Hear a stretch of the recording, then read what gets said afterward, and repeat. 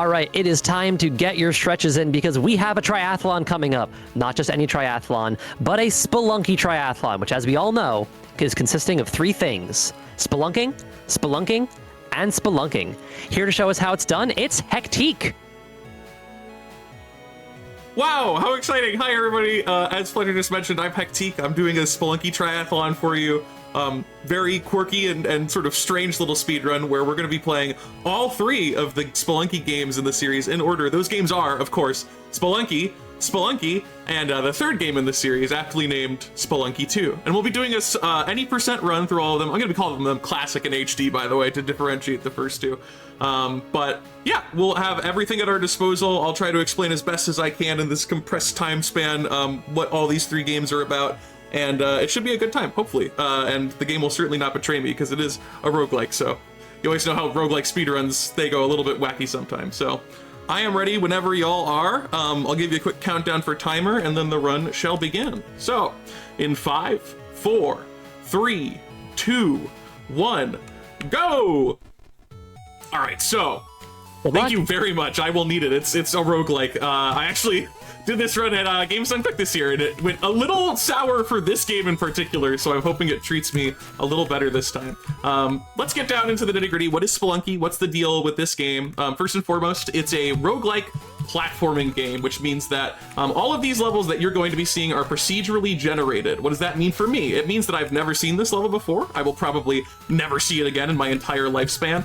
So my responsibility is to attempt to navigate through these levels quickly with whatever I find at my disposal by understanding the procedural level generation. You'll notice that I'm not just like aimlessly wandering. I will seemingly always find the location of the exit. That's not because I know where it is at the start of the level, but I know what I need to follow within the path generation of the game to eventually reach the exit at the end. Okay, we're gonna drop to 1 HP early. That's not ideal for me, but we can still make things work here. The arrows in this game are a little bit droopier than in the other two games, which makes them a little unpredictable. We can restore health. That is an option available to us. You will see damsels in distress littered throughout the caves of all three games, although in the third game they're going to turn into animals, which is very cute. But yeah, so everything is going to be randomly generated. Notably, one thing that is particularly tricky about this game is that I'm not going to have easy access to items, and the reasoning behind that is that in this game, the shops, which are the main mechanism by which we obtain items in the Spelunky series, are not as consistently spawning, so you're not going to see them as often. In fact, we did get a shop, but it was an archetype of shop that I cannot reliably rob and steal. And of course, robbing from shopkeepers, a roguelike classic, is going to also be a little bit different in all three games. In this game, notably, there is essentially no risk to robbing shops if you know how to do it properly. There's no benefit for me robbing that shop either, tragically enough, so once again, we're just going to ignore it. But in the other two games, the amount of risk will vary a little bit more. All right, so here's an example of a shop that we're definitely going to rob. We're going to get a mobility item, the cape, as well as a mattock to dig through the crust, and some bombs, which can explode the crust as well, and will be particularly useful for the final boss fight, which we have to do some trickery. This game is delicately programmed, is how I like to describe it, and we're going to abuse that fact on the final boss fight because playing it normally is actually one of the most dangerous ways you could possibly play it in this game, so we're going to mess with it a little bit. So you'll notice that there are various areas that we're traversing through. We initially started in a brown dirted area called the mines, which is pretty standard. Then we went into a green dirted area, which is sometimes called grass by non-gamers. I've never seen or touched any in my life personally. That's largely considered to be like the hardest area in the game by a lot of people. Spelunky is known for having non-linear difficulties, so that area is actually a huge spike in how hard the game is. And now we're in this blue area, the ice caves, which sort of turns the game on its head and has very large open spaces where you, if you don't have mobility, that can be really precarious because there's not as many places to stand. But in the context of a speedrun, it's kind of just good. It's very beneficial for us, and I have this cape, which lets me glide. And then this fourth area, which is the final area of the game, we're going to be playing 3 areas of this temple, which is very dangerous in this game, and as I'm at 1 health, I need to be especially careful, so we're going to take it nice and cautious. And then the fourth area of the fourth level rather of this area is going to be the final boss fight, Olmec, who is similar to a lot of boss fights you've seen in other video games. He stomps down, breaks terrain, and kills things in the process of doing so. And the goal is to ultimately stomp him down enough that he falls into lava like a fool at the bottom of the arena. But we're not actually going to do too much stomping during this particular Olmec fight because we're going to be abusing, like I said, the delicate programming of this game to keep it as safe as possible, because every time Olmec stomps, he also has the opportunity to spawn enemies, which can damage me, and of course, taking damage right now at my precarious 1 HP total is not exactly ideal. So, we are going to, at the start of this fight, there's going to be 2 stomps. Those have the ability to spawn enemies, so I need to be very careful to not get hit by them. We're also going to dispatch this little hawk man to the left, and then we're going to use our bombs in a, let's say, creative way to get this boss fight done. So get this guy out of here. We're going to do 1 stomp here, position ourselves right here, no spawn so far. There's our second stomp. That one did spawn things, so I'll need to be careful. Place a bomb towards the right. This is going to phase through him because of how the physics are programmed. And then we're essentially going to repeat that process with the bomb dead center. It's going to create some gaps that are going to break layer by layer through the boss fight, allowing me to complete it without doing any additional stomps and therefore inducing any additional risk. And I also need to wiggle back and forth while I'm standing on him here, because if I didn't do that, there is a chance that he could just push me into him and then kill me that way, which is equally undesirable. So there we go, he's in the lava. I need to make sure whatever enemy spawned over here does not kill me. He actually clipped into the wall and died, so that's very unfortunate for him. Oh no, the door platform's gone. It's okay, they thought about it, it's back. 1 Spelunky down, Spelunky Classic completed. We're gonna go ahead and watch this ending cutscene. What's your reward for getting through such a dastardly and dangerous cave? Of course, it's a lot of additional money, a giant golden idol at the end. And this, of course, is a great opportunity. Fletcher, if you have anything important to say, I'd love to hear it.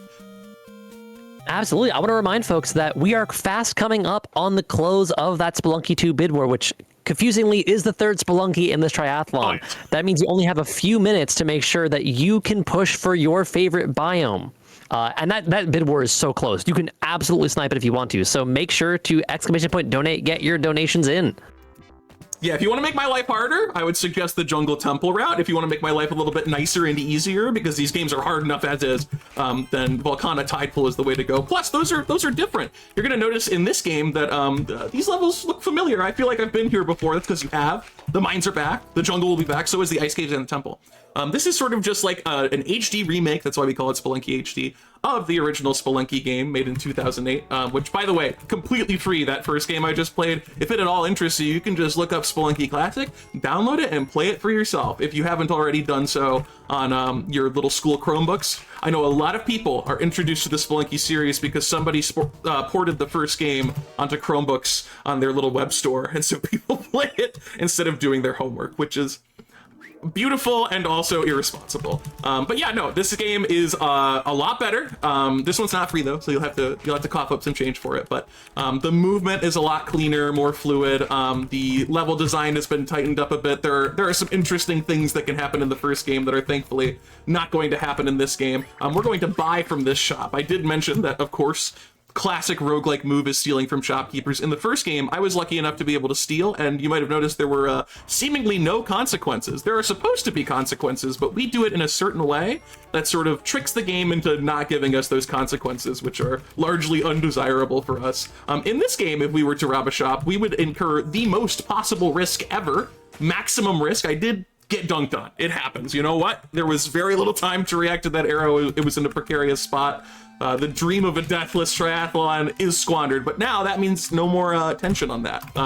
As I was saying before I was unceremoniously dispatched, yeah, in this game you get the maximum possible risk if you were to choose to rob a shop. The shopkeepers will chase you for every level for the remainder of the run, asterisk. If you get lucky, you can get them to forgive you, but because of the way it's programmed in this game, which is believed to be bugged, you're usually going to have shopkeepers on your case for the remainder of the entirety of the run, and they are extremely dangerous in this game. The most dangerous enemy that you could possibly be tasked to deal with. So we're going to not rob any shops on this run unless it is an absolute premium build that we stumble across. And even then, you know, in an event setting, I'm probably just not going to because it is mighty risky. So, as a result, robbing in the first game, we love to do it, don't always get the chance. In this game, we do get the chance, but it's way too risky the majority of the time. Thankfully, in the third game, oh, they struck a beautiful balance. We will have the ability to rob shops, and they will actually show up too. So, Spelunky 2, thank you so much for that absolute privilege that you afford us.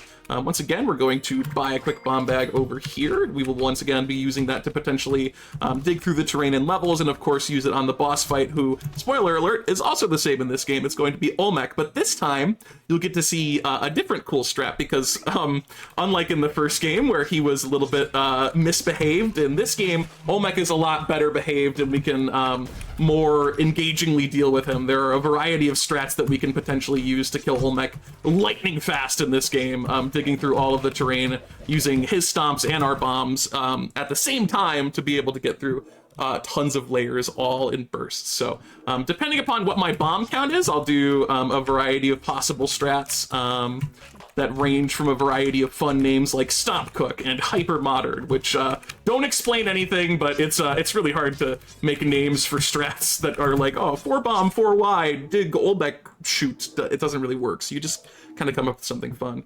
Once again, we are going through the jungle here. In this game, it is still one of the hardest areas, argued by many to be the hardest. I did want to get that compass, but I was literally just 250 short, so we'll have to continue on without it, which is fine, because, as mentioned, still doing procedural level generation. My responsibility as a Spelunky speedrunner is to interpret the path generation in real time to be able to determine where I need to go next, until eventually that next location is the exit of the level. So we're going to keep that up. We're going to deal with an uncharacteristic amount of enemies and tiki traps and then fall directly into a man trap. That was a really gnarly level. All right, so Spelunky HD is the one that's giving me trouble this time around. That's okay, we're going to do our best. If there's anything else to chime in on, Fletcher, while I go back through the mines, feel free to let me know. Yeah, I just want to tell people, we really only have a $10 gap between those two options for Spelunky 2. So if you want to push for having the jungle and tide pool, that is still an option. Yes. I'm sorry, jungle and temple yes. is in the lead. My bad. I'm combining. I'm crossing the streams. Volcana and tide pool is just a little bit below. Yeah, it's real trouble for us too, because we try to abbreviate these things, and we're like, well, how do you abbreviate tide pool and temple? You can't do T. You can't even really do TP because they both have those letters. So it's a whole kerfuffle. So we're going back through the mines. That's my punishment for making a blunder on that pretty nasty jungle level, all things considered. That is a not very kind one. And also, you know, we're lacking mobility on this run so far. If we're lucky, we will encounter something that this game is well known for striving in, which is unique levels that we refer to as level feelings. You'll be able to identify them by the fact that there will be a banner at the start of the level that says something funny like, I hear snakes, I hate snakes, or something along the lines of my skin is crawling, which is an upsetting thing to say at any point in time. Those levels will have unique generation, usually involving some sort of particular structure, or just a global level generation change where you'll have different enemies and different obstacles that you encounter along the way. Sometimes those level feelings can also give you access to unique enemies that have special drops, like mobility items such as the cape, and the best one that we ever want to see, which is the jetpack. We actually did get 2 level feelings here. One of them is a dark level, which is actually normally perfectly avoidable in speedrunning, but if you do end up getting a rather slow level that costs you 21 seconds of time, you can roll for a dark level. But as long as you're going faster than that, you'll never have to do what I'm currently doing here, which is trying to rush through a level with extremely low visibility. Very, very dangerous. Unfortunately for me, I didn't end up getting the best possible perk for that other level feeling, Dead or Restless, which is that vampires spawn in the level, and they have a drop which gives you a cape, which is awesome. 1 bomb for 1 cape is a fantastic deal, but one that I won't be able to capitalize on today. That's okay. We can make it through this game without it. There's actually another level feeling right there, a big old beehive that I want nothing to do with. Bees, random RNG movement enemy, horrible, don't want to touch them, don't want to know anything about them. We're going to move on with our life. Completely bee free. Now, I'm a big fan of real life bees, but for some reason game developers have this weird idea in their heads that bees are horrible nightmare creatures. I would like us to move on from that. Let's have cool bees in video games from now on. Just a personal preference of mine and many other people. I think. And bee slander. Yeah, exactly. They're awesome. They're great. They do cool things for the environment, and they typically don't kill you. Like on average, it's pretty hard to get killed by a bee, but you know, jump into a video game, they're messed up. All right, so we rescued ourselves a little dog there. Good old Monty. He's gonna lick us in the level transition, and we're gonna get 1 additional health. That's fantastic, and we might just do it again. I mean, it was so good the first time. Once again, the ice caves are back. This time, as I mentioned before, the lack of terrain can be a little bit tricky when you are lacking in the mobility department, which is certainly true for me. I even only have 2 ropes remaining, which means if I make a mistake, I could very easily get stuck. Oh, we got the premier level feeling psychic presence. Guess what? Giant alien spaceship. Pretty cool, huh? We're gonna go in there because there is a mini boss, and that mini boss is holding hostage the best mobility item in the game, the jetpack. We're gonna go ahead and kill this guy first. It's gonna take a little bit of time to get this sorted, but it is more than worth it, I promise. The jetpack is the item to get under any circumstance. Casually, speed running, score running, you want the jetpack. So we're gonna throw that landmine. That is gonna blow up that alien lord. If I touch that little pink ring, I'm gonna die. So we're gonna not touch that pink ring. Then we need to get in there through the lasers to get the jetpack, and then we'll make our way out. I'll place a bomb here to make that faster. And then right to the exit over here. So that's a huge benefit for us. We're very, very happy to see that. Now that I have mobility, this area is going to be a total, complete cakewalk, start to finish. But let's hope that I don't eat my words for saying that. This game is the king of jinxes. You never want to say that anything is going well. Just say that it's always terrible, and then pray at the bottom of your heart that it goes according to plan. We're also going to pick up this landmine, a new fixture from this game for the ice caves. It is a trap that you can place down and detonate at any given moment, which effectively acts as a bomb, which is very convenient for us because we are once again returning to the temple at this point. And again, very dangerous area, even more dangerous in this game. We want to be able to utilize the landmine to skip a potentially dastardly room layout and get to the exit sooner. This is a great opportunity. Our exit's right down there. Place the landmine.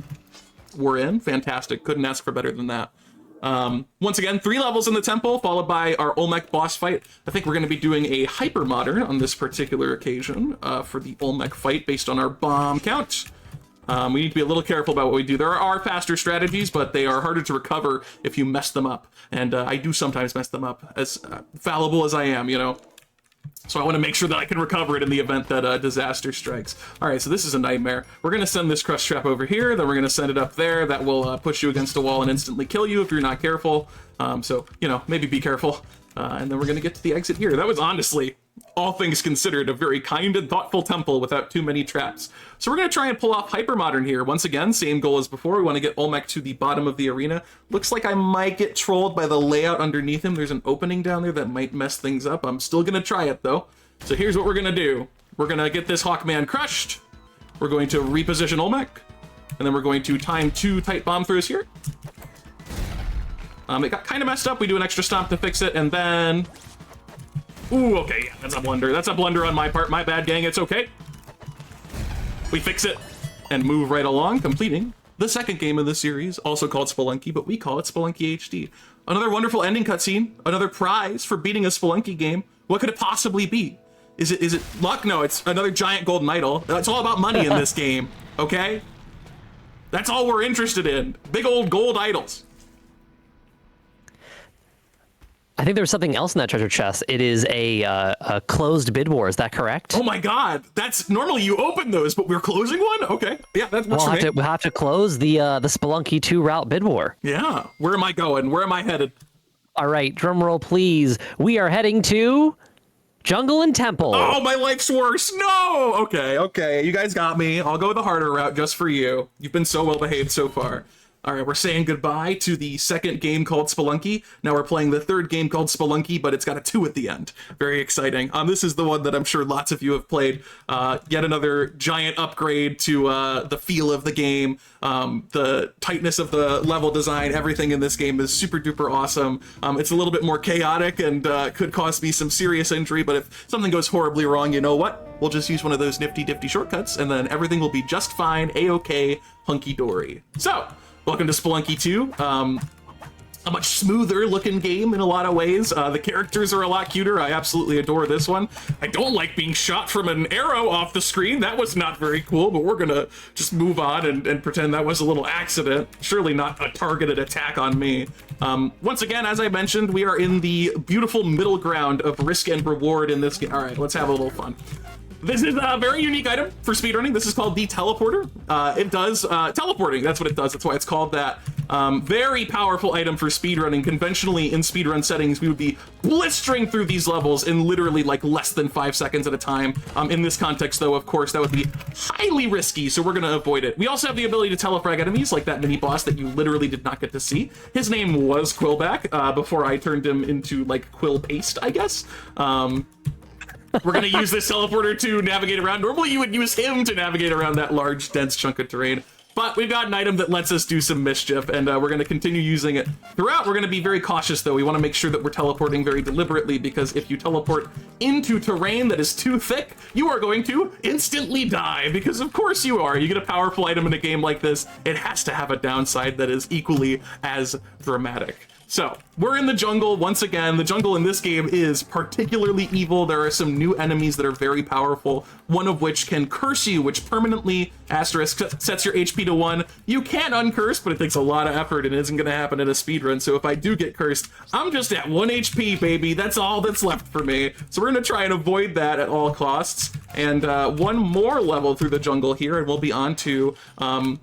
a familiar face, let's say. Perhaps not familiar in where we find him, but you'll certainly recognize him. All right, that was a little bit dicey, but I think that was the best option for me. All right, we got something funny here. We're gonna go ahead and use a nice little bomb. I think that is our best option here, and then go ahead and bounce over this guy. I actually don't want that item. Oh, what could this possibly be? Why, it's our good friend, Olmec.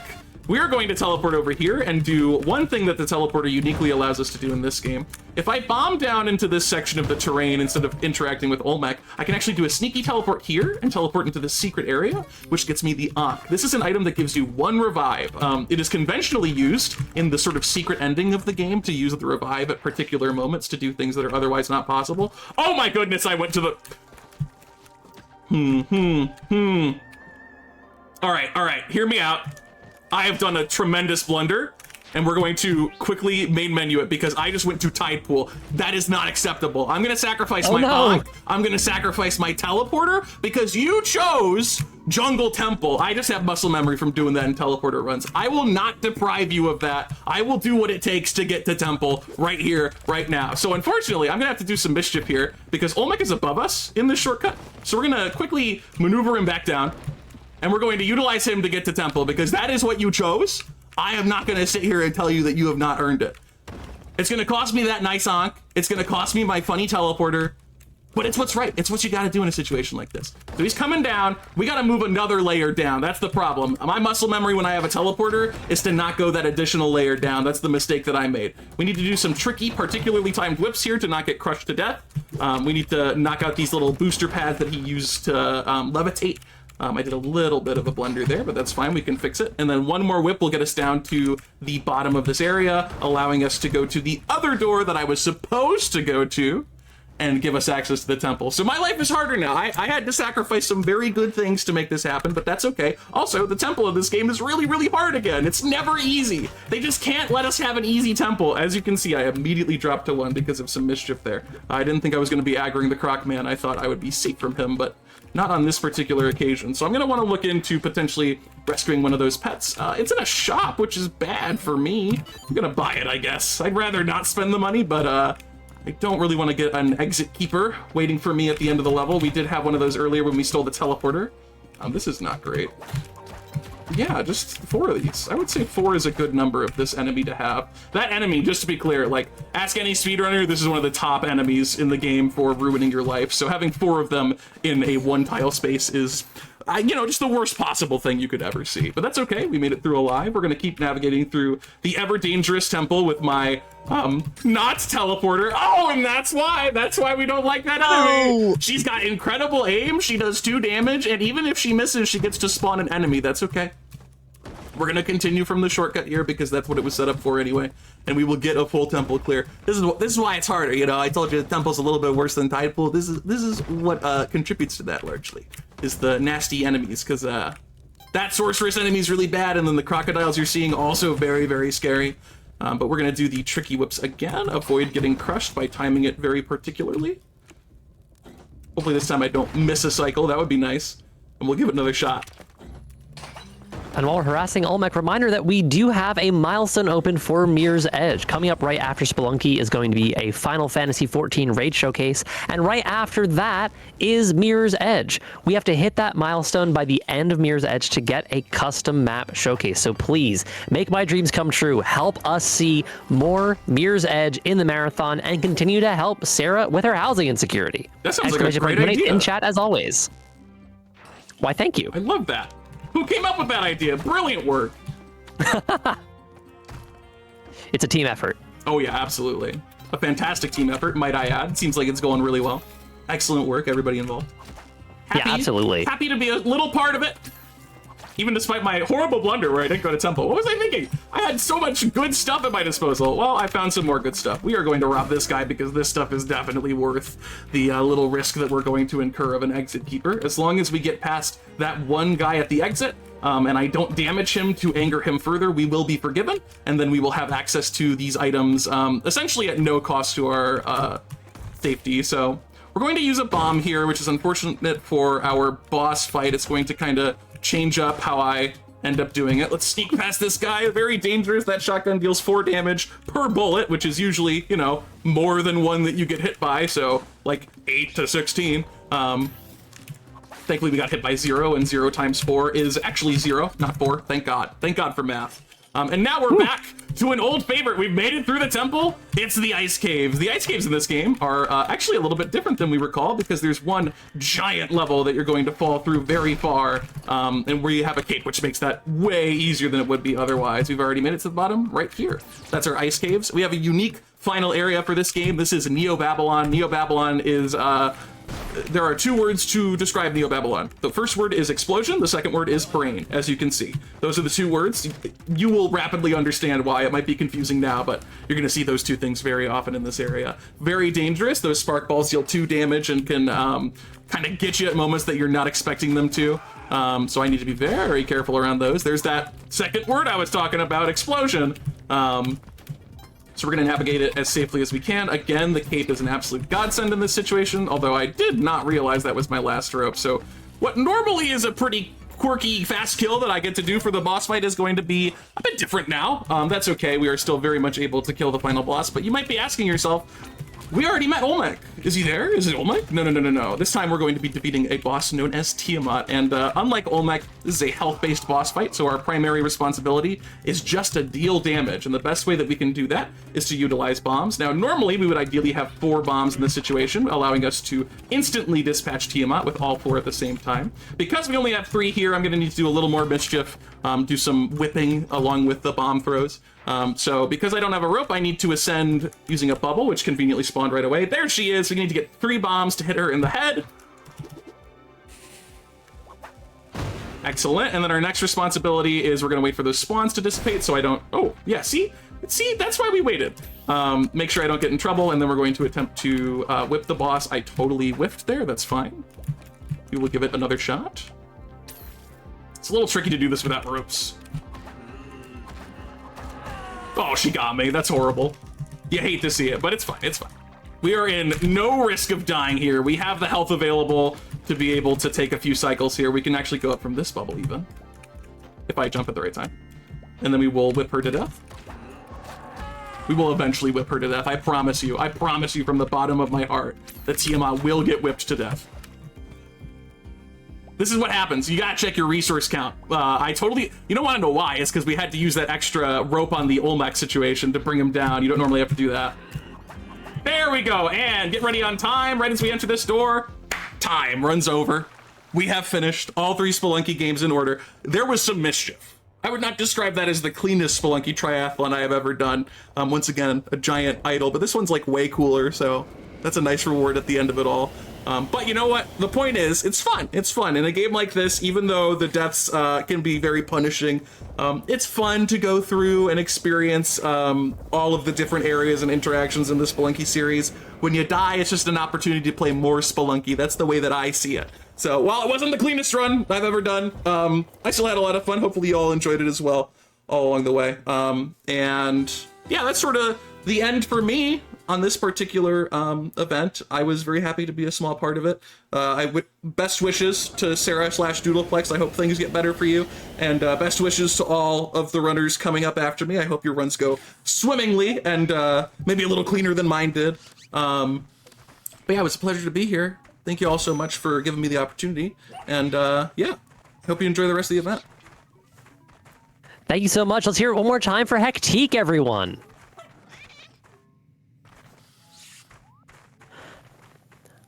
Alrighty, we will be right back with some more Saving Sarah very shortly. We have a very exciting Final Fantasy Raid Showcase, and, spoiler alert, there's a new bid war coming, so please make sure to stay glued to your seats. Talk to you all very shortly.